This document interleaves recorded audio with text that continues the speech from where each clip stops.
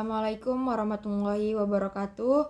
Perkenalkan, nama saya Melati Syaputri Nasution dengan NIM 2302169 dari kelas 1B Program Studi Administrasi Publik. Yang terhormat Ibu Risna Dewi, Esos MSP, dosen pengampu mata kuliah Asas-Asas Manajemen. Baik, di video ini saya akan menjelaskan materi tentang perkembangan pemikiran manajemen. Baik, yang dimaksud perkembangan pemikiran manajemen. Perkembangan pemikiran manajemen adalah suatu program di dalam sebuah organisasi yang bertujuan untuk mendorong seorang manajer agar mengembangkan keterampilan dan pengetahuannya, sehingga dapat meningkatkan tanggung jawab mereka di dalam sebuah organisasi. Di dalam perkembangan pemikiran manajemen, terdapat 3 pemikiran. Yang pertama, pemikiran manajemen klasik. Pemikiran manajemen klasik disebut pemikiran manajemen tradisional atau pemikiran manajemen mekanistik. Pemikiran ini memusatkan perhatian pada produksi dengan asumsi manusia itu rasional. Ada 3 cabang utama dalam pemikiran manajemen klasik. Yang pertama, pemikiran manajemen ilmiah. Pemikiran manajemen ilmiah adalah penerapan metode ilmiah pada studi, analisa, dan pemecahan masalah manajemen, serta seperangkat mekanisme atau teknik-teknik untuk meningkatkan efisiensi kerja. Yang kedua, ada manajemen administrasi. Manajemen administrasi merupakan bagian dari bidang manajemen yang memberikan informasi layanan administrasi untuk melaksanakan kegiatan secara efektif, serta mempengaruhi kelancaran bidang lainnya sebagai bahan pengambilan keputusan. Yang ketiga, ada pemikiran birokrasi.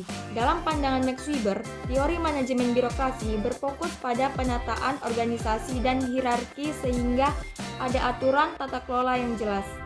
Prinsip-prinsipnya untuk menciptakan sistem ini meliputi rantai komando, pembagian kerja yang jelas, pemisahan aset pribadi dan organisasi dari pemilik, aturan dan regulasi yang ketat dan konsisten, pencatatan dan dokumentasi yang cermat, serta pemilihan dan promosi karyawan berdasarkan kinerja dan kualifikasi.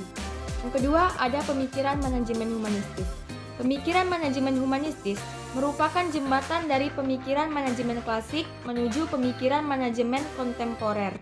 Manajemen humanistis menekankan pentingnya aspek manusia dalam peningkatan produktivitas. Manajemen ini memandang organisasi sebagai sesuatu yang terdiri atas tugas-tugas dan manusia yang melaksanakannya. Baik, yang ketiga terdapat pemikiran manajemen kontemporer atau modern. Pemikiran ini menghormati dan mengakomodasi pemikiran manajemen sebelumnya. Tetapi, mereka juga mengakui bahwa tidak satupun pemikiran manajemen terpakai secara universal untuk semua situasi dan kondisi. Baik, terdapat 2 pemikiran manajemen kontemporer. Yang pertama, ada manajemen sistem terbuka. Manajemen sistem terbuka adalah pendekatan yang memandang sistem sebagai entitas yang berinteraksi dengan lingkungan eksternalnya. Sistem terbuka dapat menerima input dari lingkungan, memprosesnya melalui komponen internal, dan menghasilkan output yang mempengaruhi lingkungan tersebut. Konsep ini menekankan adaptabilitas, pertukaran informasi, dan interaksi sistem dengan lingkungannya. Baik, yang kedua ada pemikiran manajemen kontingensi, di mana manajemen kontingensi adalah pendekatan dalam manajemen yang menekankan respon fleksibel. Pendekatan ini mengakui bahwa tidak ada solusi tunggal yang sesuai untuk semua situasi. Manajer perlu merespon perubahan lingkungan dengan strategi yang sesuai.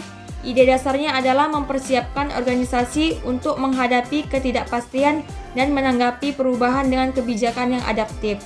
Baik, dari materi yang sudah saya jelaskan dari awal hingga ke akhir, kita bisa mengambil kesimpulan dengan mempelajari perkembangan pemikiran manajemen akan membantu kita untuk mengembangkan keterampilan manajerial yang diperlukan untuk menjadi seorang pemimpin yang efektif. Sekian dari materi yang sudah saya jelaskan. Apabila ada kesalahan kata dan kekurangan, saya memohon maaf. Wassalamualaikum warahmatullahi wabarakatuh.